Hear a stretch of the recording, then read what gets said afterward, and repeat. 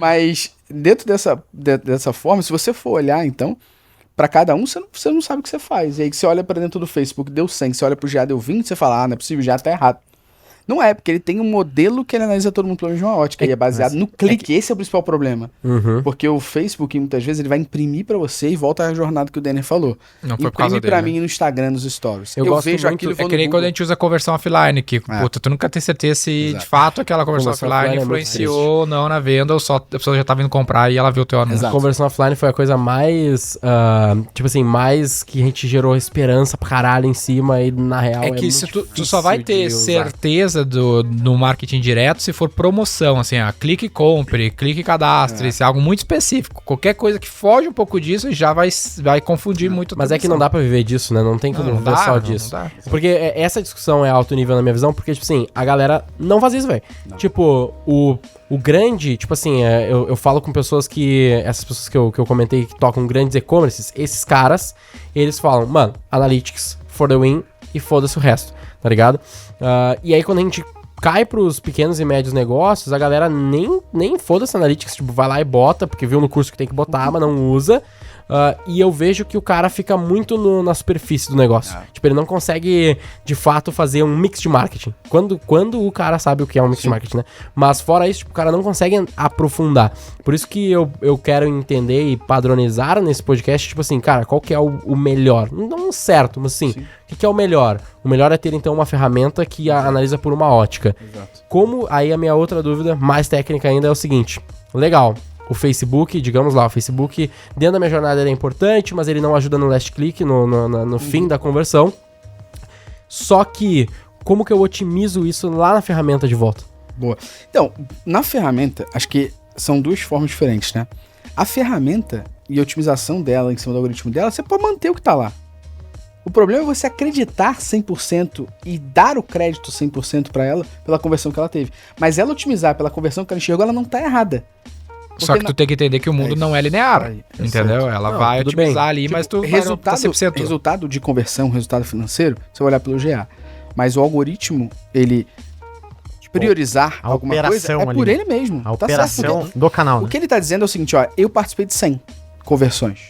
Não é que eu finalizei 100 conversões, eu participei de 100. O problema é que muitas vezes a gente não consegue atribuir de fato esta participação. Porque o mundo não é linear, essa é a premissa. Exatamente. Então, deixa o algoritmo realmente priorizar e evoluir em cima do que tá lá, mostrando dentro do bem. A análise final, a gente fecha numa única ótica, mas ele passa a régua. Ele passa a régua, mas a regra do jogo, no fim, o dia a dia, é o cara utilizar as ferramentas do jeito certo, né? Porque às vezes o cara fala assim, não, mas aí eu vou brigar com a otimização da ferramenta, então eu vou olhar no Analytics e vou, sei lá, otimizar um criativo X que o Analytics está me dizendo que é o criativo que converte, sendo que às vezes na plataforma vai ser outra coisa, né? Porque a gente tá falando de campanha. Campanha é fácil de analisar, mas quando a gente quebra isso por criativo, TM, 200 criativos, certamente vai ter coisas que vão ser contraditórias ali. A gente tá olhando na ferramenta um criativo que converte muito, no Analytics esse criativo nem aparece. E aí, mantém esse criativo ou não? Teoricamente sim. Né? Teoricamente, pela ferramenta estar dizendo que esse criativo é importante porque ele participa das conversões, sim, eu deixo. Viu, Gustavo? Mesmo que o Analytics não reconheça. Até complementando, até parece aqui, pelo que a gente tá falando, que deveriam ter quase duas agendas, né? É uma agenda, mais negócio, mais resultado, mais performance macro, e outra agenda quase que, cara, operacional, micro da ferramenta, que diz respeito ali à otimização daquele canal, né? Cara, misturar os dois, talvez aí já era é que essa mistura que é a dificuldade, saca? Porque muitas vezes acontece isso, mais um cenário de um cliente menor daí, que é o quê? Tipo assim, ela é bem específico, assim, que durante 3 meses a gente tava crescendo a mídia, começou a faturar bastante, e após esses 3 meses começou a cair, mas a mídia no mesmo nível.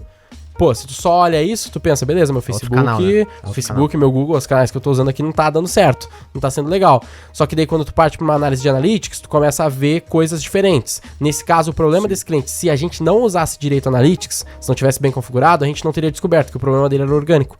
Tipo assim, ela caiu 40% do faturamento porque caiu 50% orgânico, tá ligado? Ela parou de ter tantos acessos orgânicos por algum motivo, SEO, whatever, e aí a mídia não tava ruim, a mídia não tava faltando eficiência. O problema é que na última análise, no final, na composição de canais, ela faturou menos, e aí a culpa é da V4. Não, vocês são os merdas, vocês estão fazendo merda. Não, mas peraí, olha só, olhando no Analytics, a gente vê que as ferramentas estão funcionando bem, blá, blá, blá, blá, caiu o orgânico, a gente tem que resolver esse outro ponto do orgânico aqui. Sim. Entendeu? Daí o cliente, puta, entendi, legal, ninguém tinha feito essa análise. Por quê?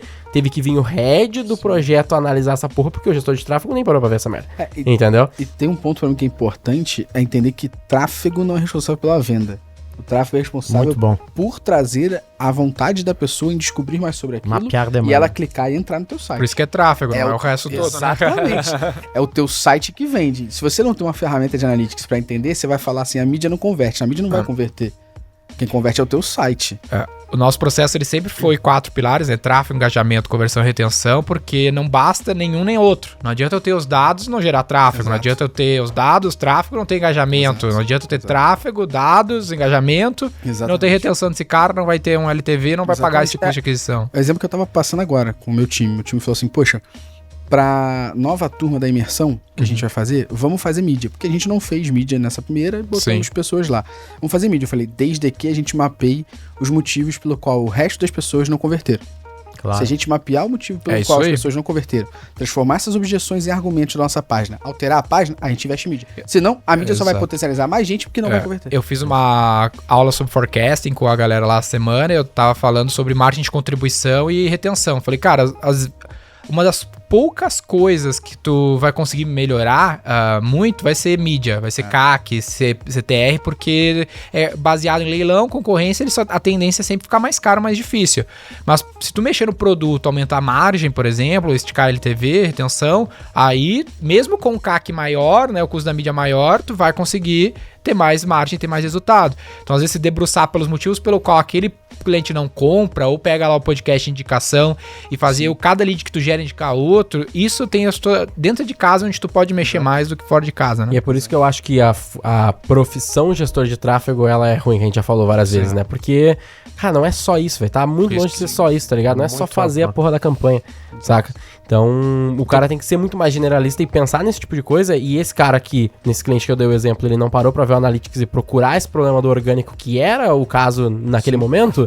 Ele é um gestor de tráfego merda, tá ligado? Ele é um cara ruim, porque ele não olhou a big picture, ele não olhou todas as frentes que ele deveria olhar, na minha opinião, tá ligado? Então é isso que o cara tem que aprender ouvindo esse podcast.